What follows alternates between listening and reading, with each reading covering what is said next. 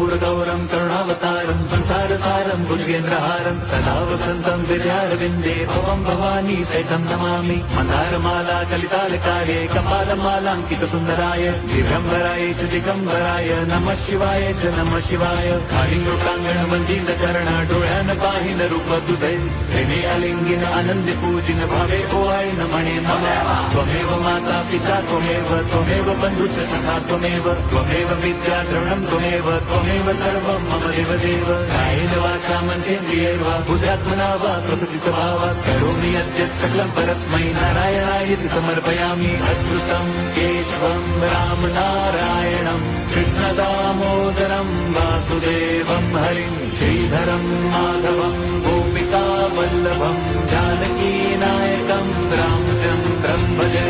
Hare Ram